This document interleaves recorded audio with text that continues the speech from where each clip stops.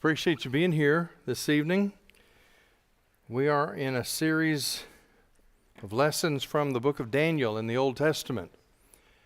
Daniel is incredibly relevant, not only because the first half of the book, which is ancient history, gives us an example of how to live in the middle of a hostile culture, but when we get to the second half of the book, I've called that future history.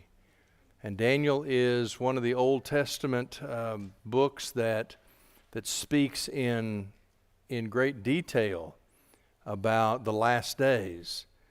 And so it's a fascinating book, really, because it's set squarely in the context of first Babylon and then the Persian Empire, and yet he has information that God entrusts him for not just last days, but even future days for his generation.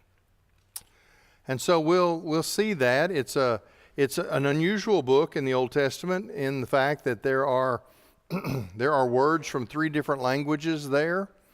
Daniel is written in Hebrew, but there is Aramaic, and there are a few Persian words as well. And so it's just a fascinating book all around. In the first chapter, we saw Daniel and his friends really at an incredibly young age, just swept up and carried away into exile, standing for their belief and being willing to put themselves on the line to trust that following their God would not be to their disadvantage, but in fact, that God would use their faith and loyalty to put himself on display. And sure enough, Daniel and his friends became the cream of the crop.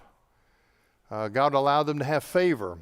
In the second chapter, we saw Daniel not only save the day, but to save the life of a lot of Babylonian soothsayers by being able to not only interpret the king's dream, but to tell him what the dream was in the first place.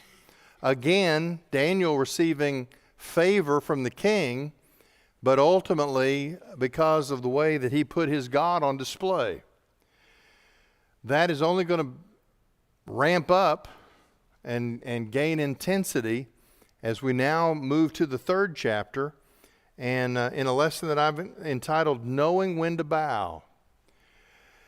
We live in a culture that is increasingly hostile to Christianity.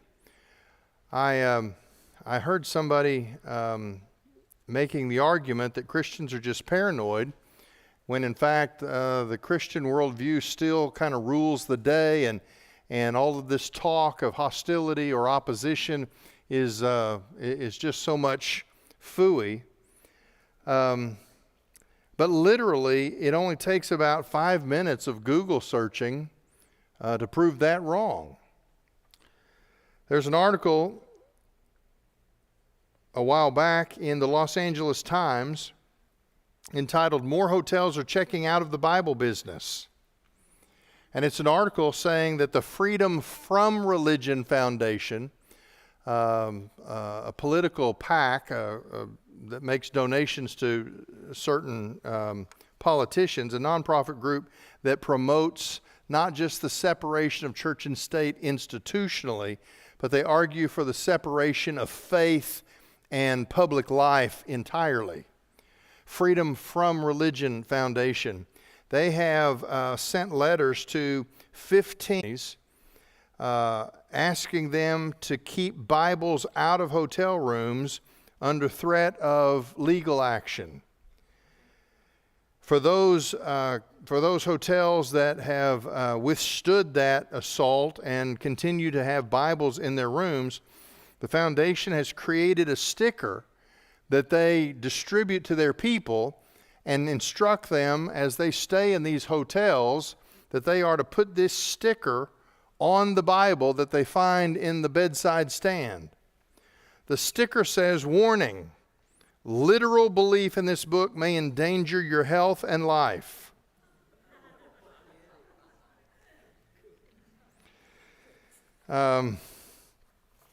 There is a quote from an article by a writer for the Rocky Mountain Times.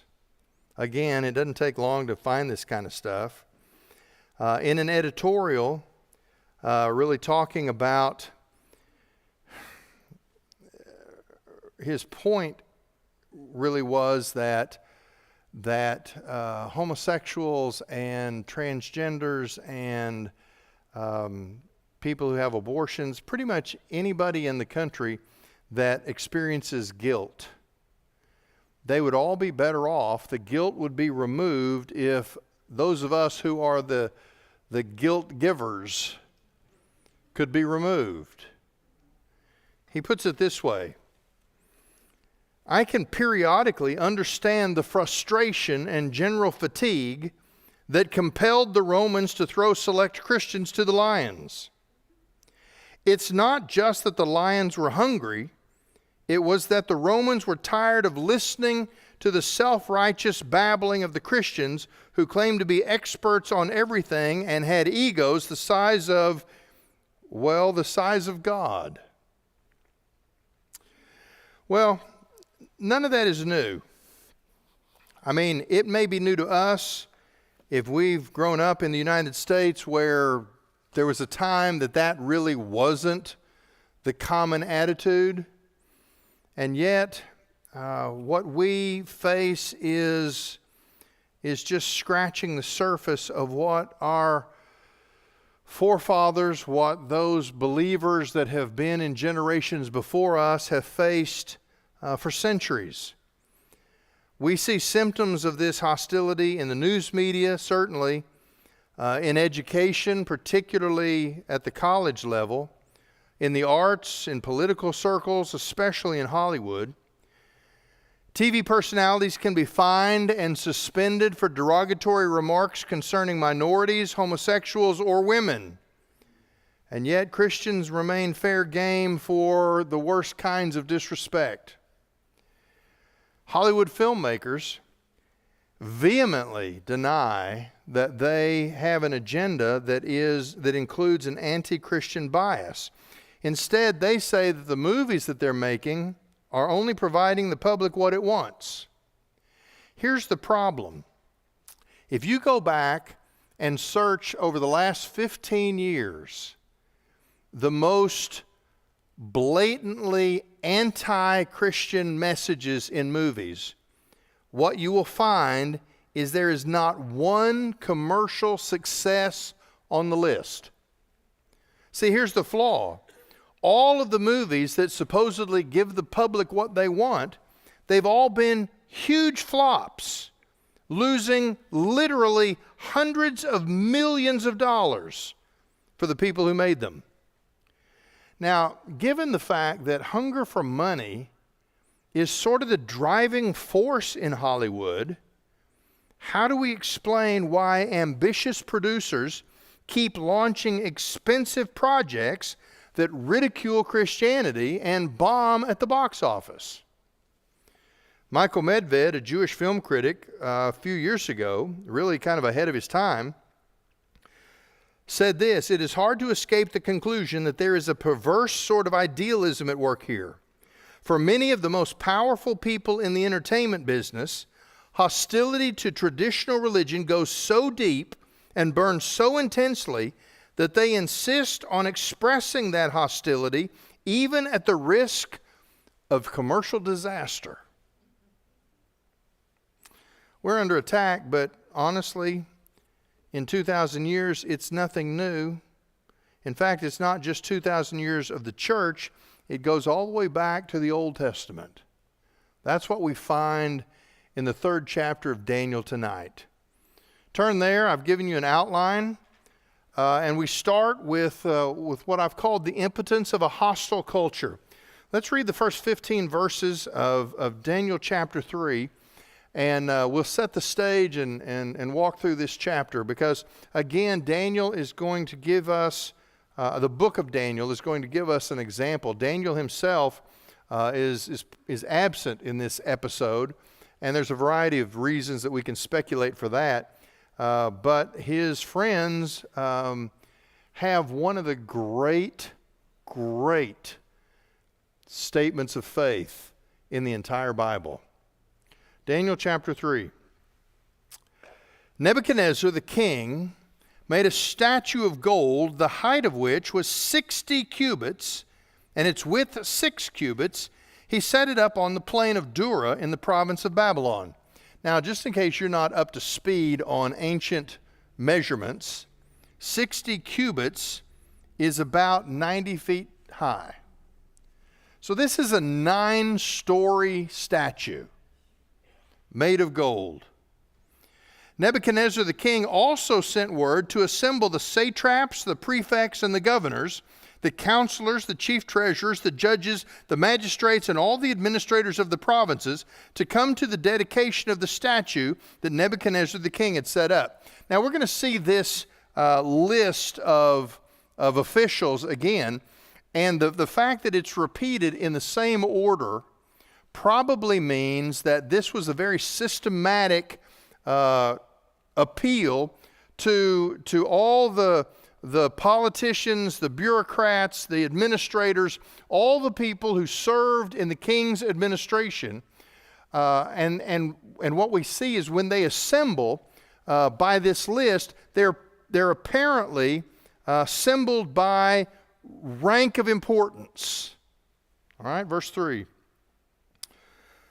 Then the satraps, the prefects, and the governors, the counselors, the chief treasurers, the judges, the magistrates, and all the administrators of the provinces were assembled for the dedication of the statue that Nebuchadnezzar the king had set up.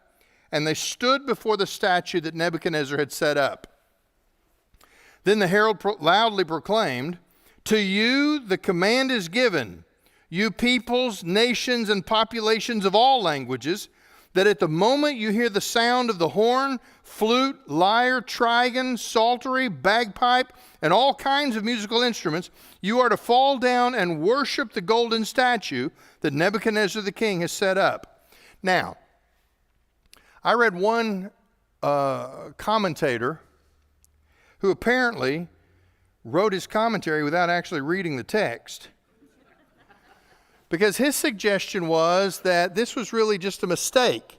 They misunderstood what they were supposed to do, and when the time comes for everybody to fall down and in a posture of worship, they were just unaware of what was happening. As though they couldn't hear the herald who just announced to everybody exactly what was about to happen. Now, we'll talk a little bit more about this, but just as a reminder, we know because of the favor shown Daniel in chapter 2, after he solved the mystery of the king's dream, that his 3 friends were made governors of provinces. So looking at the order that we're given here, satraps, prefects, and governors, what that tells us is that when we get to the place where on this open plain, all of the officials have been assembled for this dedication ceremony, for this act of worship, to acknowledge that there is no king in the entire world like Nebuchadnezzar, because of their prominent position, they would have been toward the front of the crowd, meaning they weren't in the back where nobody would notice. Most of the assembled collection of officials were behind them. There's no hiding as this story unfolds. The herald proclaims in verses 4 and 5 what's going to happen. And then he says this, "But whoever does not fall down and worship shall immediately be thrown into the middle of a furnace of blazing fire." Again, hard to misunderstand what's about to happen. This is what you're going to do. This is what will happen to anybody who doesn't do what you're going to do. Verse 7. "Therefore, as soon as all the peoples heard the sound of the horn, flute, lyre, trigon, psaltery, bagpipe, and all kinds of musical instruments, all the peoples, nations, and populations of all languages fell down and worshipped the golden statue that Nebuchadnezzar the king had set up. For this reason, at that time, certain Chaldeans came forward and brought charges against the Jews. They began to speak and said to Nebuchadnezzar the king, O king, live forever. You, O king, have made a decree that every person who hears the sound of the horn, flute, lyre, trigon, psaltery, and bagpipe. This is the way Hebrew writes, by the way. It's very repetitive, but it's written this way to facilitate memory, particularly in the original language. There is, this is a side note that you probably don't care about, but there is in the Hebrew here a kind of rhythm.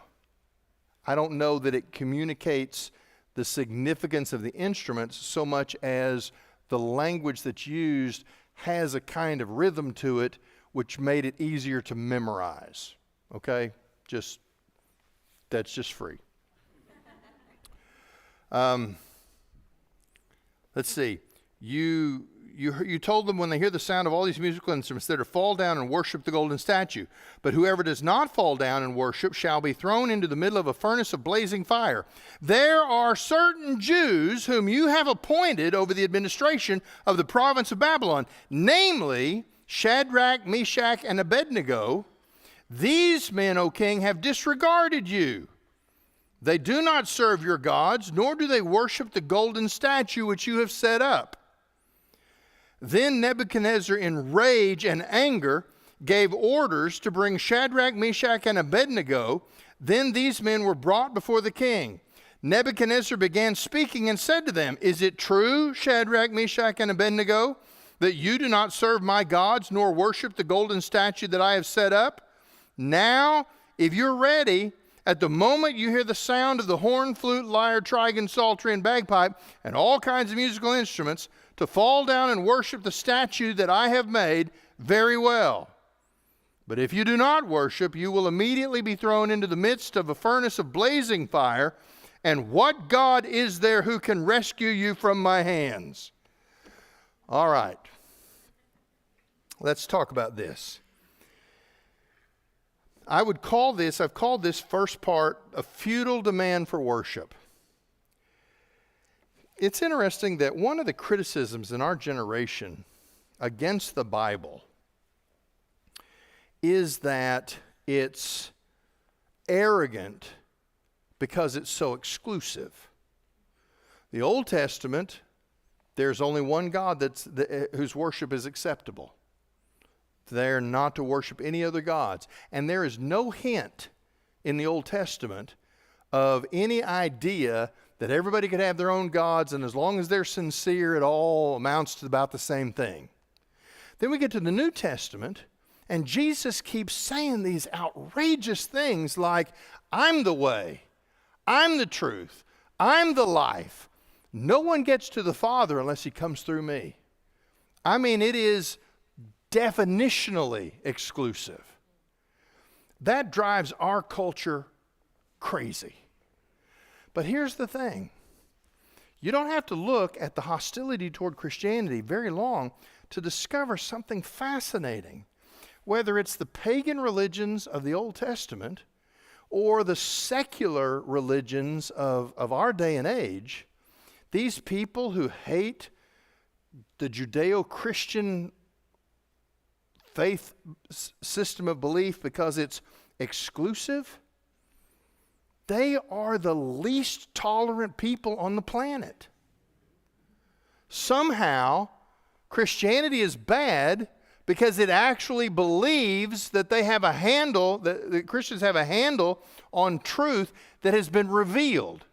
We don't think we're smarter than everybody. It's not that we figured out something that nobody else has figured out.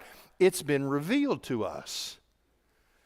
But that drives people crazy because they're exclusive in their own ways. Here's Nebuchadnezzar.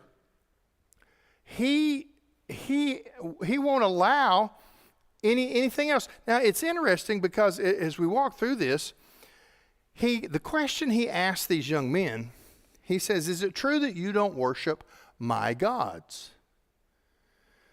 But that's a little bit of a smokescreen because bowing down to this statue was not ultimately about the Babylonian gods.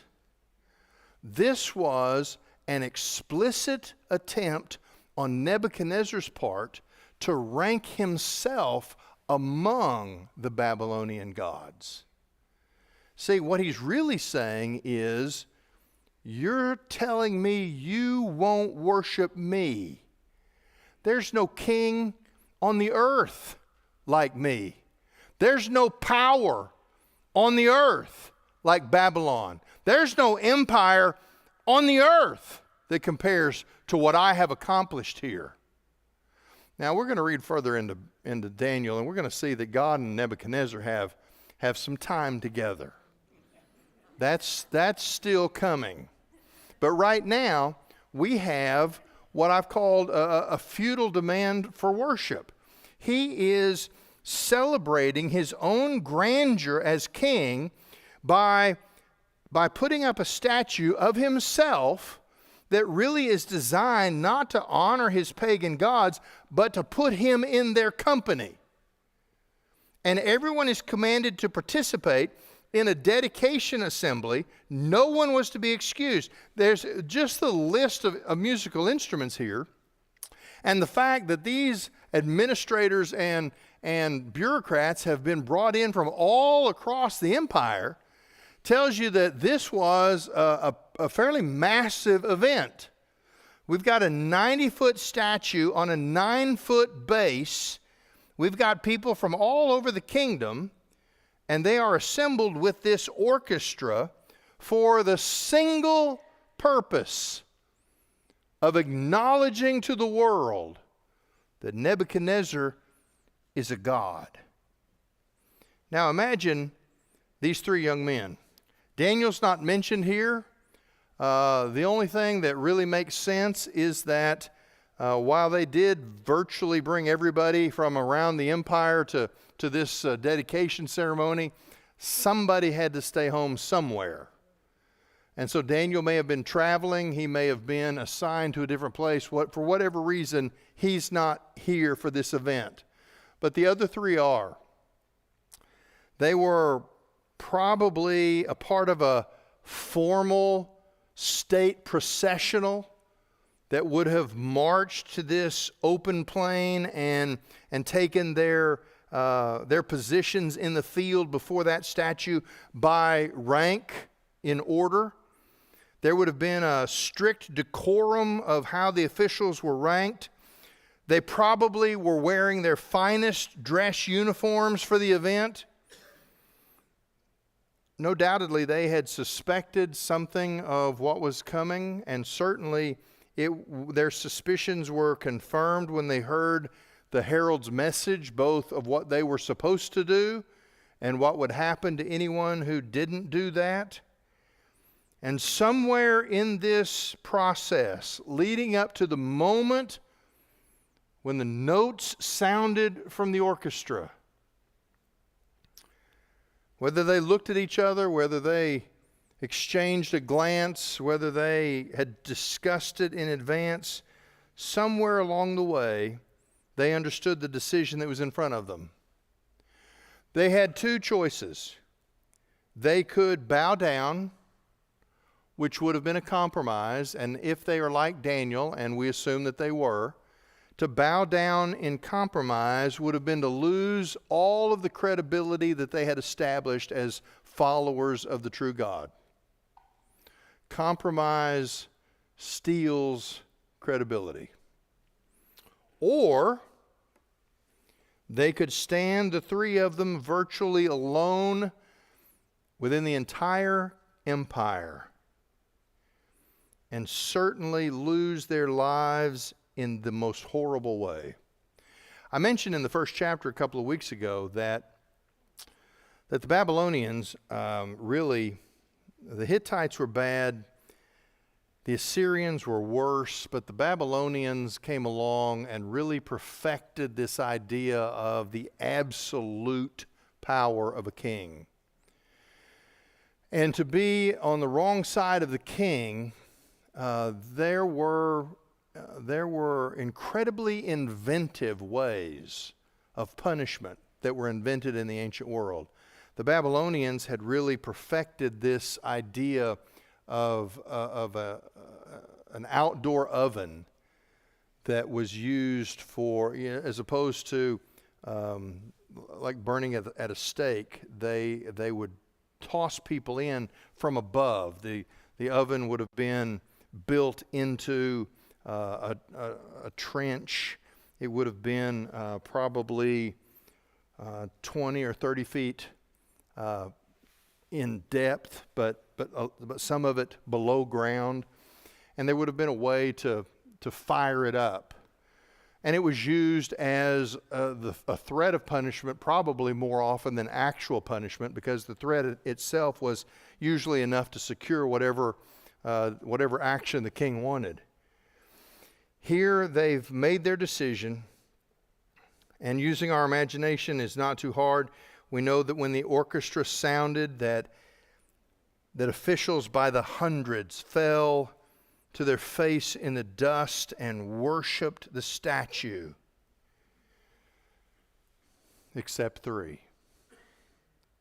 Immediately, there were those who were watching, specifically for these 3 Jewish boys, and they went and brought charges against these young men to Nebuchadnezzar.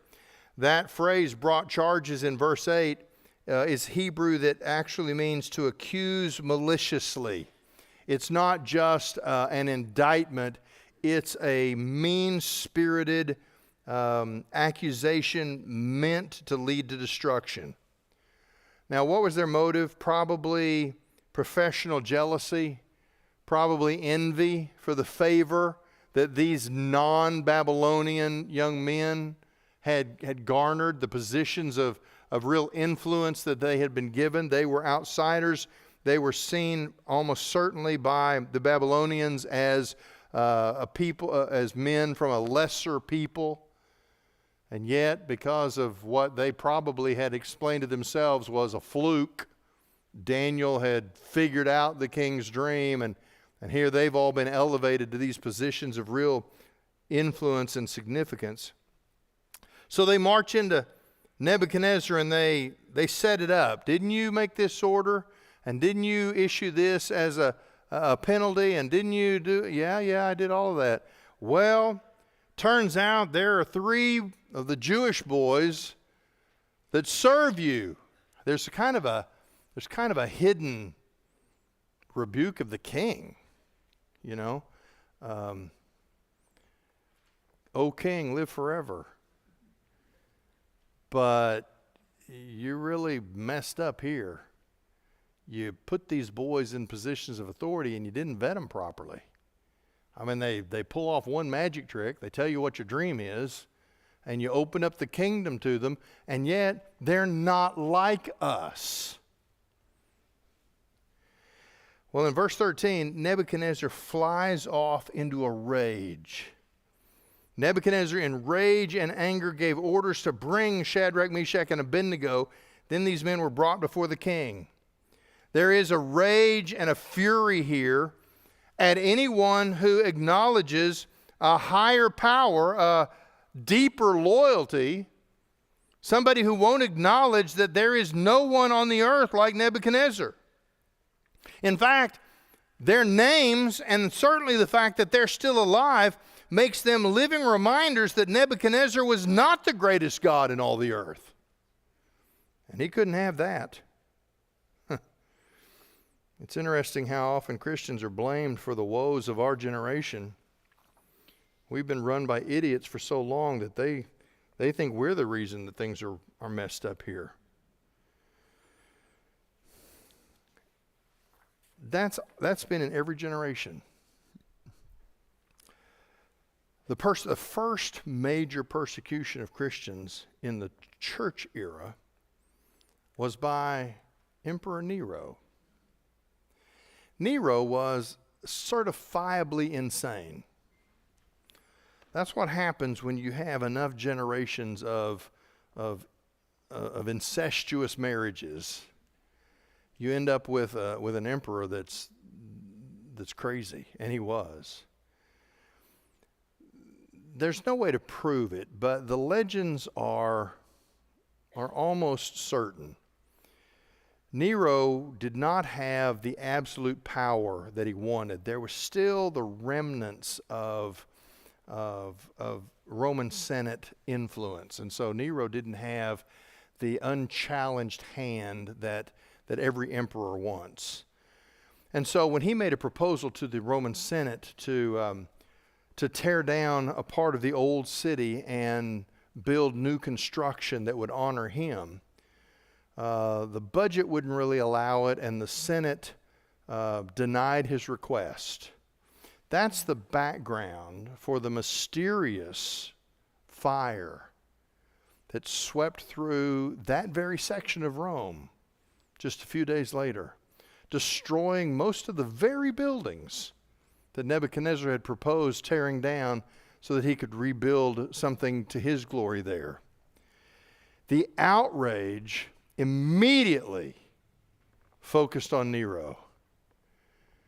He burned down the city, the capital, a portion of the capital city where he ruled, where he was responsible for the people. I mean, people died in that fire. So what did he do? He needed a scapegoat.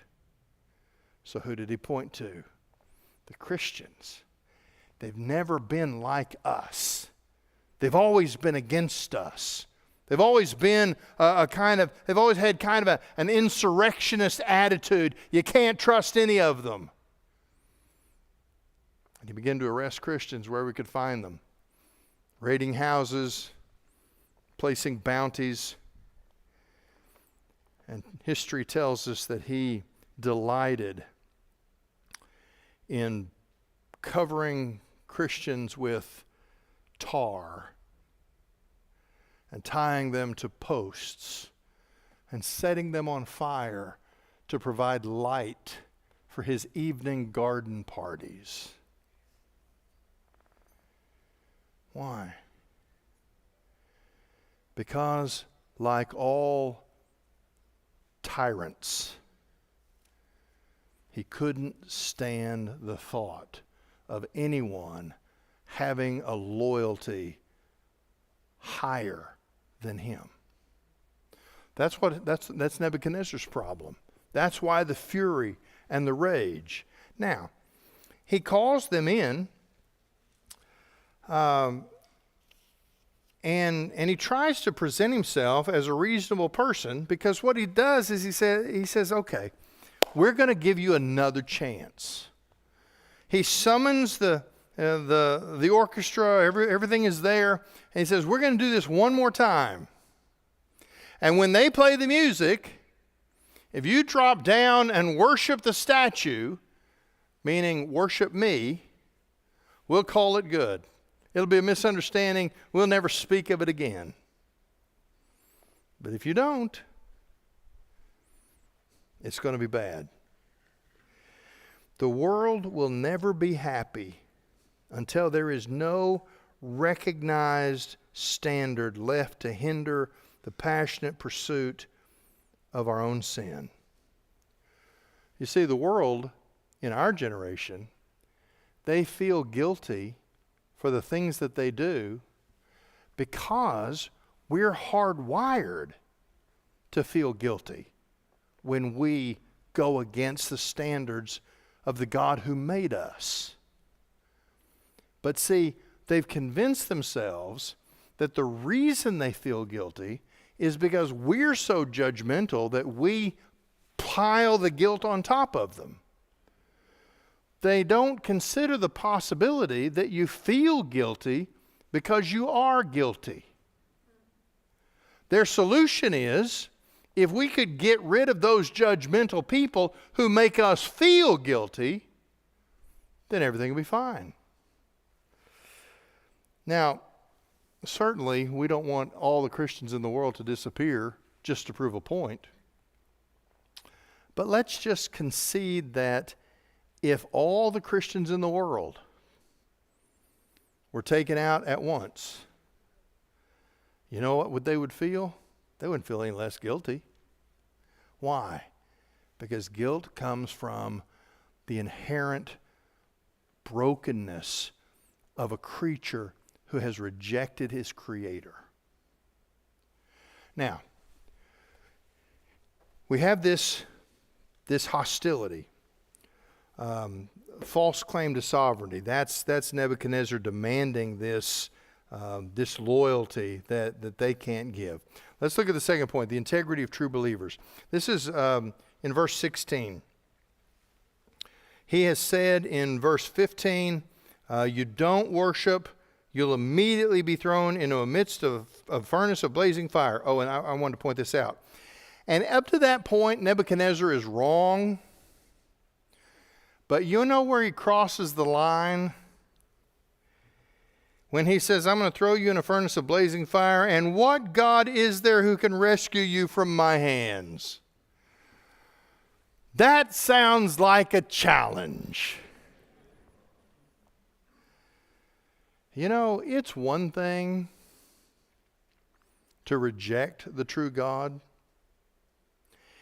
It's another whole thing to try and spit in his face. What God is there that can save you from my hand? Okay, well, here we go. The integrity of true believers. They have one classic answer.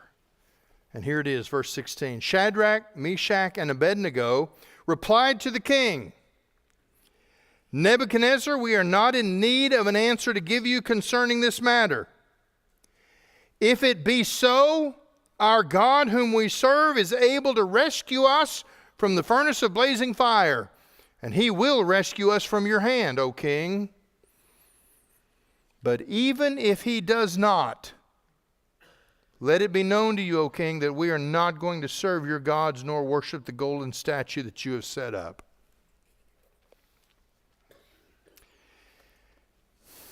Nebuchadnezzar tries to impress these young men with his regal pompousness. He forces the confrontation by that challenge of verse 15. But here's one of the incredible faith responses in the entire Bible. These young men did not threaten a boycott. They did not organize a protest line. They didn't form a letter-writing campaign.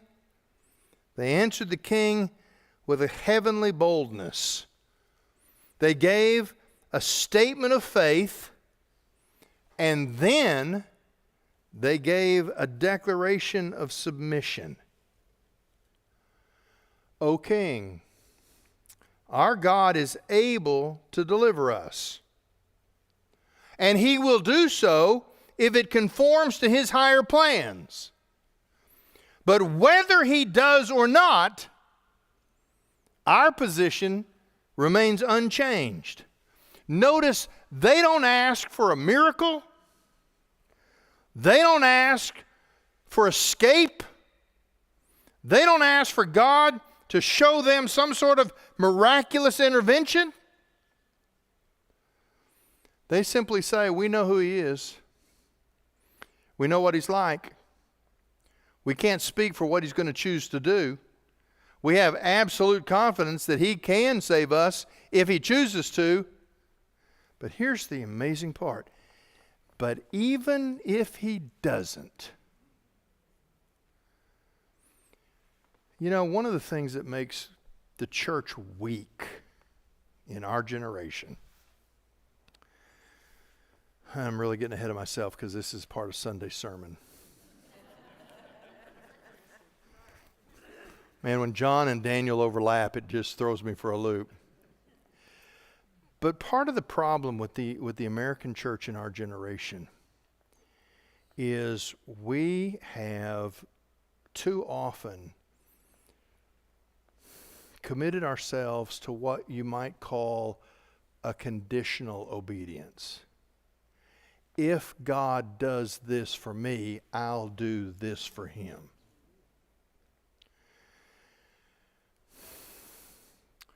And that's just not the way it works, folks. These young men, in essence, are saying, God can do anything. We don't have any limitations on our expectation and belief that God can do anything. He can save us. I mean, imagine saying even that part. That's the statement of faith part. Imagine if they've been in Babylon, we don't know the time frame here, but if they've been in Babylon any time at all, they know about this furnace. In fact, they may have seen it used. Just to even say God could save us from that. I mean, to the king's ears, a king who just said, what God is there who could rescue you from my hand, it sounds like they're just saying gibberish. Yeah, right. Here God can save you from this fiery furnace. I mean, that just sounds crazy. But while he may have chuckled to himself when they said that part, I guarantee you he didn't chuckle when they said the next part. He can save us from that fiery furnace. But even if he doesn't, we're not bowing down. Here's the thing for us in 2023. Suffering to the extent of giving up our lives for the faith, we're not there yet. Whether we get there in our lifetime, I'm always stunned at how rapidly things happen. So it could be in our lifetime. But whether it is or whether it isn't, the point is this. The decision about where you stand, when you stand and when you bow, the decision has to be made before you're standing in front of the king who's demanding you to bow. You can't say, well, I'll just know when I get there. No. Because see, here's the way it works. If there's nothing in your world worth dying for, you won't live for anything either. The decision to die is what makes the decision to live for Christ effective. Well, I just hope it never comes to that. Well, I don't know if it will or if it won't. But I'm convinced that if we can't decide on our response before we get there, we will always be a little wishy-washy in following Jesus until then. I love this. This is one of the most powerful moments in the Old Testament. Let me read it to you one more time. Nebuchadnezzar, we're not in need of an answer to give you concerning this matter. If it be so, our God whom we serve is able to rescue us from the furnace of blazing fire, and he will rescue us from your hand, O king. But even if he does not, let it be known to you, O king, that we are not going to serve your gods nor worship the golden statue that you have set up. If you have a New American Standard version like I do, you see that there are some words in verse 18 that are in italics. Words in italics are words that have been supplied to make the English clear, but they're not actually in the Hebrew. What the Hebrew actually says is very curt. The actual Hebrew says, but if not. Listen, I've never had a tattoo, and I'll never get a tattoo because I'm an incredible wimp when it comes to needles. But if I was brave enough to get a tattoo, that's what I would get. The words, but if not. Because it is a statement that says God is God. He can do whatever he chooses to do. But if not, if he doesn't do what would save me, if not, I'm not changing my stance. I'm not bowing down. We live in a culture, a church culture, that says, and this drives me crazy, I'll be real honest with you. I hear this regularly in the circles that I move in. There is this idea that we need to be sweet and winsome because that's how we gain a hearing with the culture. And I've been chided on more than one occasion that, well, truth currents, for example, it's too in your face. It's too militant. It's too aggressive. We need to have a softer approach, a gentler presentation. You know, there are times for that. There are times when a gentle presentation of the gospel is appropriate. But not when we're being commanded to bow down to another god. That's not the time to waffle. That's not the time to just say, well, can't we all just get along? I mean, can't we have a conference where we just come together and see if we can't work out some agreement? There are times when the answer is no, do your worst. I'm not budging from this spot. And that's where they were. This wasn't sweet. I can prove it wasn't sweet because when the accusers came to Nebuchadnezzar, you saw the way they approached him. O king, live forever. Listen, if you're going to present something to the king, it never hurts to get some flattery in right up front. O king, live forever. You know, they didn't say that. These boys, they called him by name.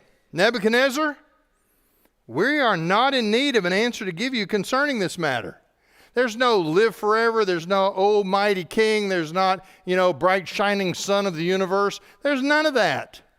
They call him by name and say, listen, if it's between you and our God, you're going to lose that fight every time. But our God doesn't fight battles on our command. He acts in his own time for his own purposes. So we can't guarantee that he's going to bail us out of this. But even if he doesn't, we're not bowing down.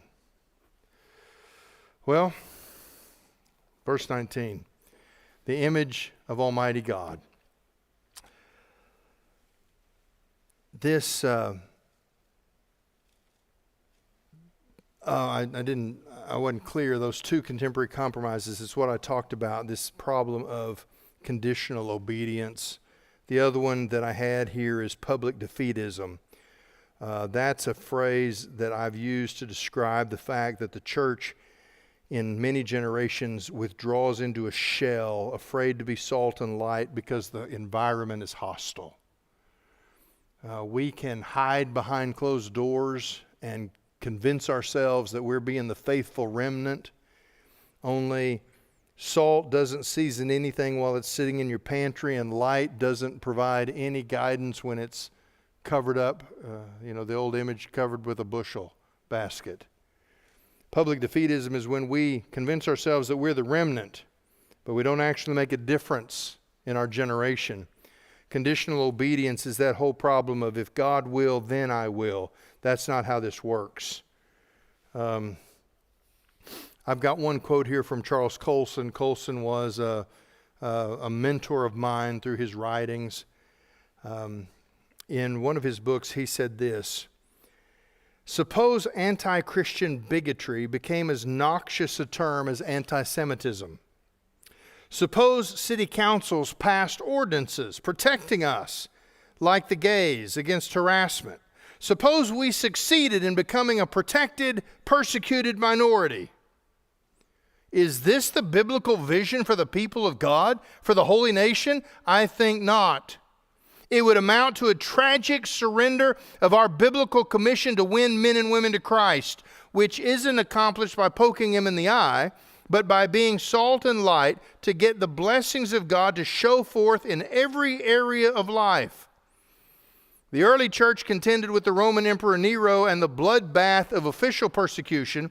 Those Christians sought not to demand their rights, not to withdraw into their sanctuaries. Instead, living as the holy nation, loving one another and the world around them, they followed Peter's admonitions to a persecuted church. They did good deeds, keeping their behavior excellent, even as they were slandered as evildoers. We must combat this idea of the church hiding behind closed doors, trying to keep a low profile.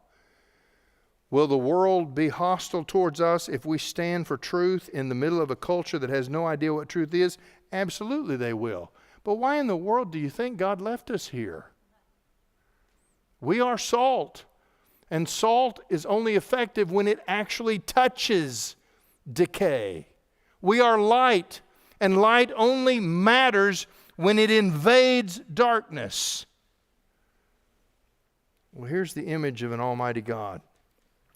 Two kings, one king filled with arrogance and rage, and one king with a personal presence. Here's how the story ends, verse 19. Then Nebuchadnezzar was filled with wrath, and his facial expression was changed toward Shadrach, Meshach, and Abednego. Notice, he says, we're gonna play the music again. I'm going to give you another chance. But they don't get that far. He doesn't have to play the music again and give them another chance, because they tell him right up front, you know, don't bring the musicians back. Let them go home. You don't need them. This ain't happening. His facial expression changed. He answered by giving orders to heat the furnace 7 times more than it was usually heated. Now, let me talk about that for just a second. He's already said, what God is there who can rescue you from my hands? But in his irrational rage at being challenged, he gives this bizarre command. I mean, I don't know. I didn't research this. I'm not sure at what temperature you die instantly in a fire. But I'm sure it was hot enough to kill these young men. But he's irrational. He's beside himself. Heated up 7 more times.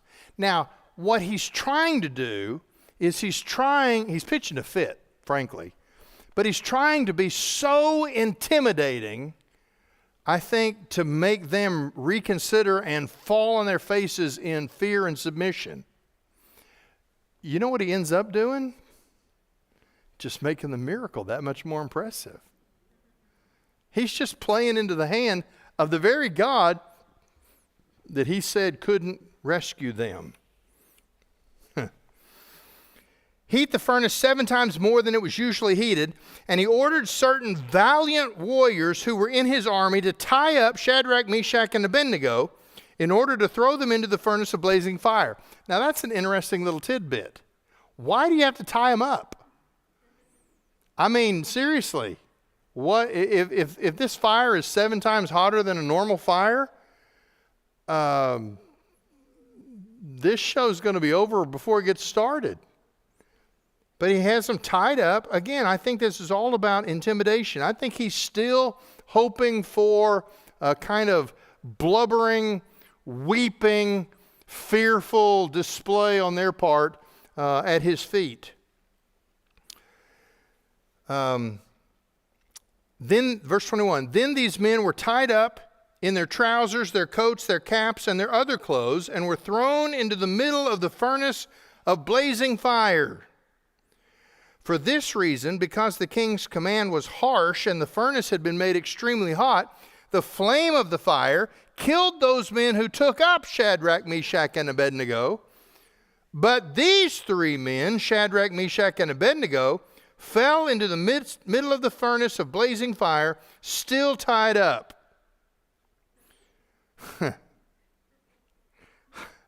I wish I could make a movie out of this chapter. Verse 24.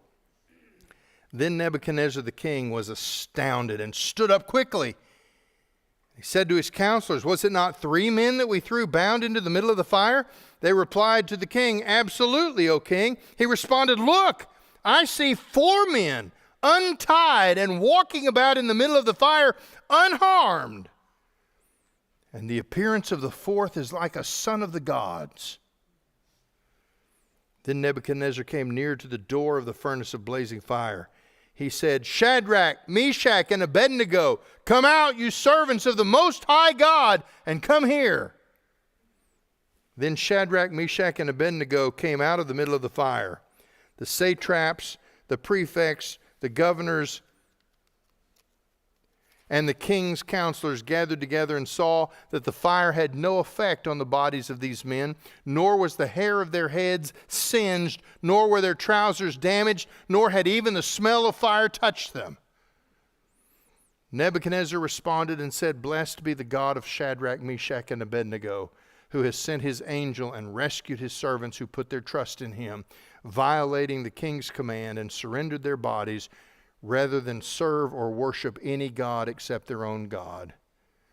We'll stop right there and come back to it. I want to talk about this image. Nebuchadnezzar had lost the ability to think rationally. He was so angry.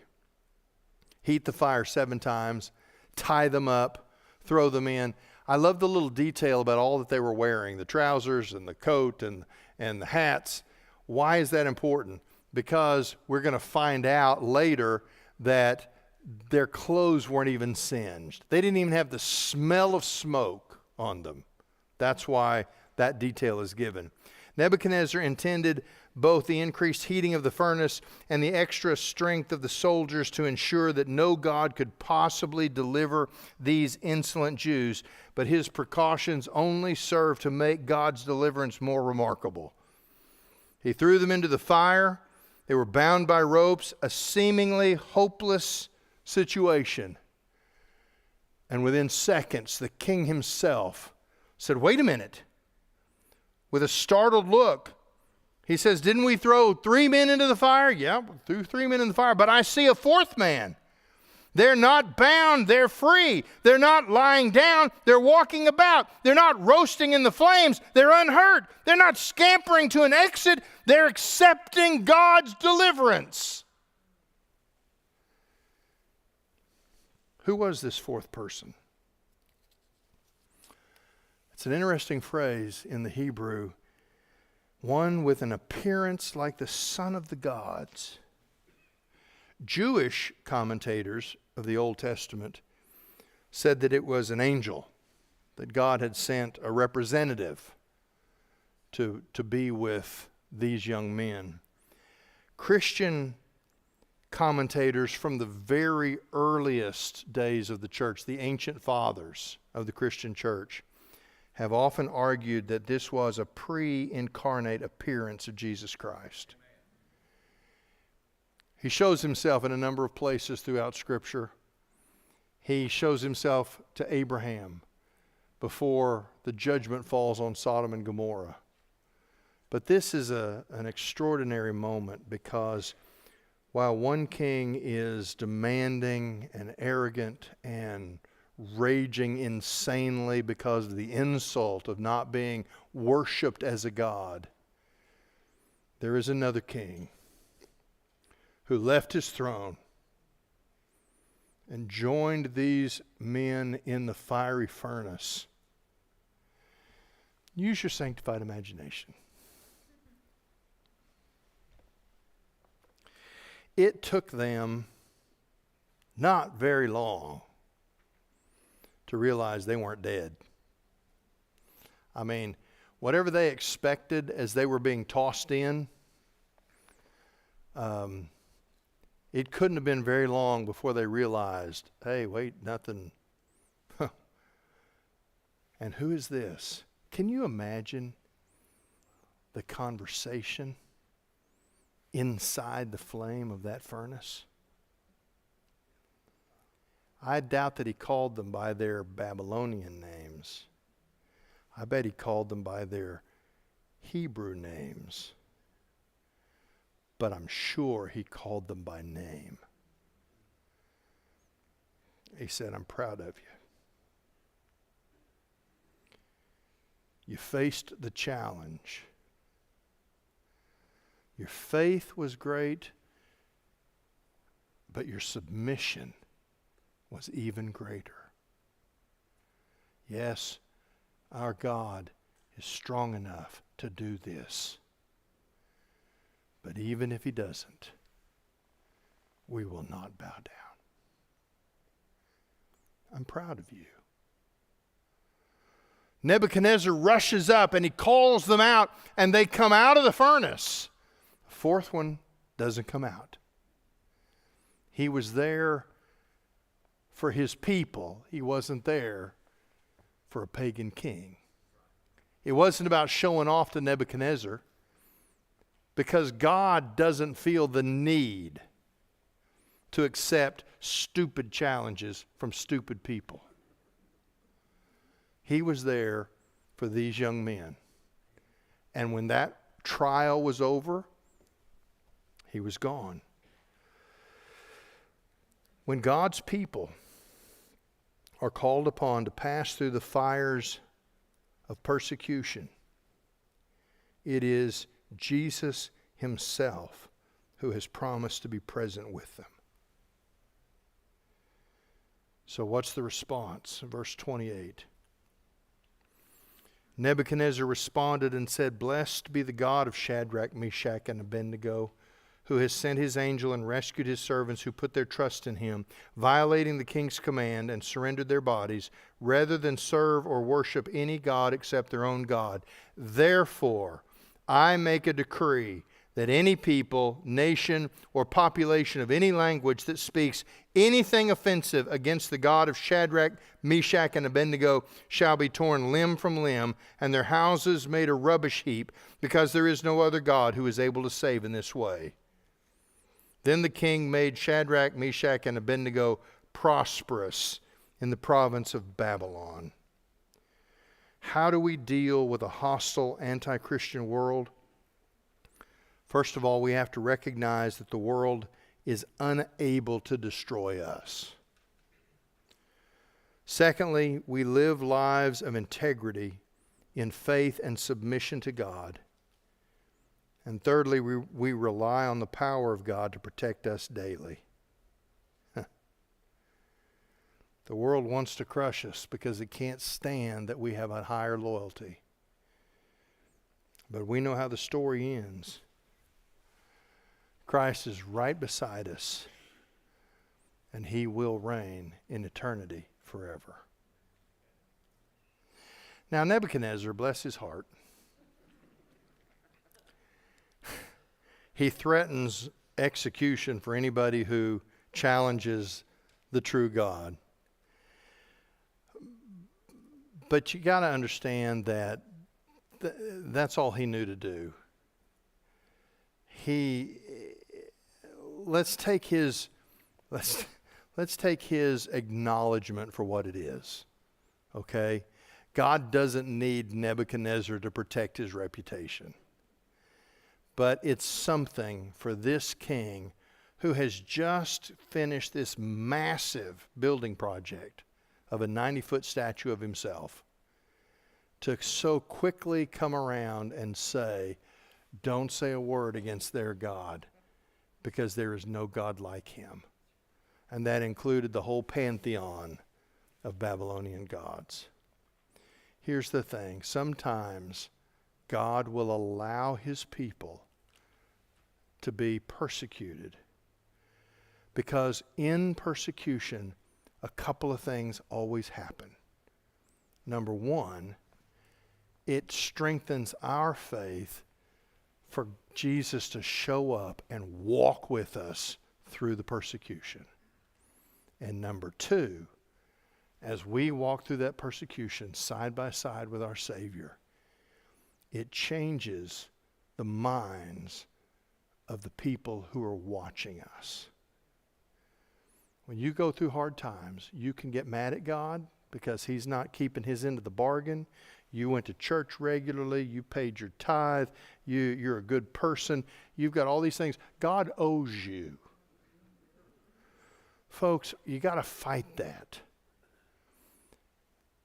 You can accept difficulty if you can begin to understand that it's in difficulty that we experience the presence of Christ most powerfully.